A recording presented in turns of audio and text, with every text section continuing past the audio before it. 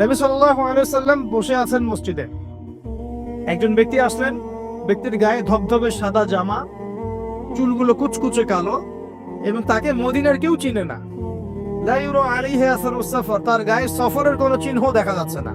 তিনি আসলেন, এসে নবী সাল্লাল্লাহু আলাইহি ওয়াসাল্লামের হাঁটুর সাথে হাঁটু লাগিয়ে দিয়ে বসে পড়লেন। বসে নবীজিকে 4টা প্রশ্ন করলেন। কয়টা প্রশ্ন? 4টা। তার মধ্যে প্রথমটা হচ্ছে আখবিরনি আনিল ইসলাম, হে মুহাম্মদ সাল্লাল্লাহু আলাইহি ওয়াসাল্লাম, আমাকে ইসলাম সম্পর্কে বলো যে ইসলাম কি, ইসলাম কি জিনিস, ইসলামের ব্যাখ্যা কি, সংজ্ঞা কি? নবীজি বলছেন সাল্লাল্লাহু আলাইহি ওয়াসাল্লাম, আর ইসলাম হচ্ছে আনতাশহাদু আল্লা ইলাহা ইল্লাল্লাহ, তুমি সাক্ষ্য দিবে যে আল্লাহ ছাড়া কোনো ইলাহ নাই, ওয়া আন্না মুহাম্মাদান আবদুহু ওয়া রাসূলুহু, এবং মুহাম্মদ সাল্লাল্লাহু আলাইহি ওয়াসাল্লাম আল্লাহর বান্দা এবং রাসূল। এটা এক নাম্বার, ইসলামের ভিত্তি এটা। নাম্বার 1 হলো কালিমা। কালিমার মধ্যে দুইটা অংশ। কয়টা অংশ? একটা হচ্ছে লা ইলাহা ইল্লাল্লাহ, মানে আল্লাহ পাকের তাওহীদ ছাড়া অন্য কোনো কিছু চলবে না। 2 নম্বর হচ্ছে মুহাম্মদুর রাসূলুল্লাহ, মানে নবীর সুন্নাত ছাড়া অন্য কোনো সুন্নাত চলবে না। সিম্পল। লা ইলাহা ইল্লাল্লাহ মানে আল্লাহ ছাড়া কিছুই নাই, মানে আল্লাহ ছাড়া কোনো রিজিক দাতা নাই, কোনো পালন কর্তা নাই, কোনো সন্তান দাতা নাই, কোনো জীবন দাতা নাই, কোনো মৃত্যু দাতা নাই, কোনো বিধান দাতা নাই, আল্লাহ ছাড়া কিছুই না। আল্লাহ পাকই সব, আল্লাহ থেকে সব হয়। নাকি অন্য কোন ইলাহ আছে? আস্তাগফিরুল্লাহ, অন্য কোন ইলাহ আছে? নাই। এর হচ্ছে শিরক মুক্ত তাওহীদের স্টেটমেন্ট। লা ইলাহা ইল্লাল্লাহ মানে শিরক মুক্ত তাওহীদ। শুধু এটা মুখের জিকির না, পালন করে দেখাতে হবে।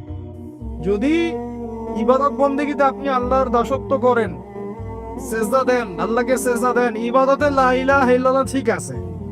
অর্থনীতিতে গিয়ে আপনি সুদ খাচ্ছেন, আল্লাহর বিধান মানছেন না, ওখানে লা ইলাহা ইল্লাল্লাহ ঠিক নাই। বুঝতে পারছি না? জীবনের সব ক্ষেত্রেই লা ইলাহা ইল্লাল্লাহ আনতে হবে, তারপরে তো হবে লা ইলাহা ইল্লাল্লাহর কায়েদ। তাহলে তো হইল না কিছু। 2 নম্বর মুহাম্মদ রাসূলুল্লাহ মানে আপনি অন্যের মন গড়া কোনো আদর্শ, দর্শন, সুন্নাত ফলো করতে পারবেন না। আপনাকে মুহাম্মদ সাল্লাল্লাহু আলাইহি ওয়াসাল্লামকেই রোল মডেল মানতে হবে। এর নাম মুহাম্মদ রাসূলুল্লাহ। যদি কেউ মুহাম্মদ রাসূলুল্লাহ বলে অন্য কাউকে তার আদর্শ মেনে চলে, তাহলে মুহাম্মদ রাসূলুল্লাহ কেটে গেছে। এখানে একই কথা, নামাজে দাঁড়িয়েছেন, রাসূলের মতো নামাজ পড়ছেন, মাশাআল্লাহ। রোজা করছেন রাসূলের মতো, হজ উমরা সব রাসূলের তরিকায় হচ্ছে, তাসবিহ তাহলিল সব রাসূলের তরিকায় হচ্ছে। অর্থনীতিতে গিয়ে আর রাসূলের তরিকা চলে না, মানে এখানে আর মুহাম্মদ রাসূলুল্লাহ থাকলো না। আমি ওটা বুঝাতে পারছি না। মানে জীবনের সব ক্ষেত্রেই লা ইলাহা ইল্লাল্লাহ মুহাম্মদুর রাসূলুল্লাহ থাকতে হবে, শুধু একটা অংশে নয়। এটা 1 নাম্বার। 2 ওয়ান তুকিমাস সালাহ, এবং যখন তুমি সালাত কায়েম করবে। ইসলামের 2 নম্বর পিলার কি? সালাত কায়েম করা। সালাতের বিষয়ে জাস্ট 2টো হাদিস বলে দিই আমি, তাহলে আপনার যথেষ্ট হবে ইনশাআল্লাহ। একটা হাদিসে নবীজি বলেন, মান তারাকা সালাতান মুতাআম্মিদান ফাকাদ কাফার, কেউ যদি ইচ্ছাকৃতভাবে নামাজকে ছেড়ে দেয়, সে ব্যক্তি কিন্তু কুফরি করলো। কি করলো? আমরা যারা নামাজ পড়ছি না, আমরা কিন্তু কুফরির মধ্যে আছি।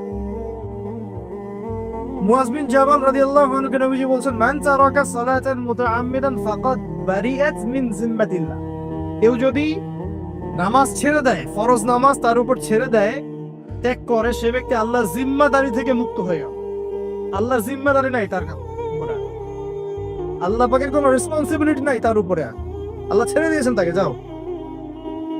একটা হাদিস আছে, বাইনা রাজুলি ওয়া বাইনা শিরকি ওয়াল কুফরি তারকুস সালাহ, একজন আল্লাহর বান্দা আর একজন কাফের মুশরিকের মাঝে পার্থক্যই নামাজ। নামাজ নাই, ইসলাম নাই। শুধু আইওয়া শোডাউন দিয়ে কিচ্ছু হবে না ভাই, অথচ নামাজ আগে ঠিকঠাক মতো পড়তে হবে। পড়তে হবে না ভাই? আমাদের যুব সমাজ এখন রাত 3:30টায় খেলা দেখতে ওঠে, তাহাজ্জুদে ওঠার সুযোগ হচ্ছে না, ফুরসত হচ্ছে না। 3:30 4টা হলেও উঠতে হবে, অ্যালার্ম দিয়ে রাখবে, আর্জেন্টিনার খেলা আছে। কিন্তু আরেক ঘন্টা পরে ফজরের নামাজ, ওই খেলা দেখি ঘুম, ফজরের নামাজ। এই যে ঢাকায় দেখলেন না, ছবি দেখলে মনে হয় একটা তিল পরিমাণ জায়গা নেই মানুষের দাঁড়ানো, পর্দার সামনে একটা তিল পরিমাণ জায়গা নেই মানুষের দাঁড়ানো। হই হুল্লা করতেছে, নাচছে, গাচ্ছে, স্মোক করতেছে, ড্রিঙ্কস করতেছে। মিডিয়া এগুলোকে প্রমোটও করতেছে। মিডিয়া প্রমোট করতেছে মানে কি? মিডিয়া দেখাচ্ছে, মানে বিশ্ব কত ভালো আছে এখন, কত সুখ আমাদের।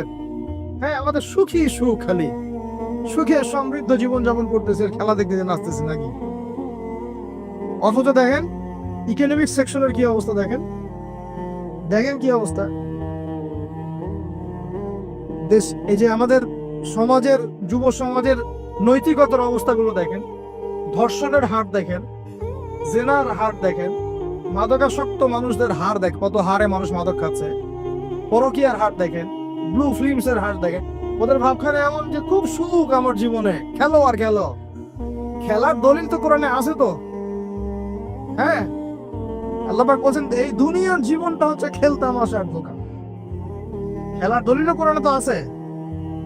ওমা হাদিহিল হায়াতুদ দুনিয়া ইল্লা মাতাউল গুরুর, এরকম একটা আয়াত আছে সূরা হাদীদের মধ্যে। আল্লাহ পাক আছে, আল্লাহ পাক বলেছেন যে ইলামু, তোমরা জেনে রাখো, আন্নামাল হায়াতুদ দুনিয়া লাইবু ওয়া লাহু, তোমরা জেনে রাখো যে দুনিয়ার, পুরো দুনিয়ার জীবনটাই খেলা, খেলতামাশা। ওয়া লাহু, ঠাট্টা হাসি ঠাট্টা, মানে এটা কি বলা বাংলা দিয়ে, ভ্রম ভ্রম, মায়া মোহ ভ্রম। তোমরা জেনে রাখো দুনিয়ার জীবনটা খেলা, খেলতামাশা, ভ্রম, মিছে মায়া। ই'লামু আন্নামাল হায়াতুদ দুনিয়া লাইবু ওয়া লাহু ওয়া যিনাতু ওয়া তাফাখুরুম বাইনাকুম ওয়া তাকাফুর, এবং দুনিয়ার জীবন হচ্ছে একে অপরের সাথে প্রাচুর্যের প্রতিযোগিতা। এগুলা আল্লাহ পাক বলছেন। তো খেলার দলিল তো কোরআনেও পাওয়া যাচ্ছে না? দুনিয়ার জীবনটাকে আল্লাহ বলছেন ওমা হাদিহিল হায়াতুদ দুনিয়া ইল্লা মাতাউল গুরুর, পুরো দুনিয়ার জীবনটাই হচ্ছে মাতাউল গুরুর, প্রতারণা, ধোঁকা, মরিচিকা ছাড়া কিছুই না।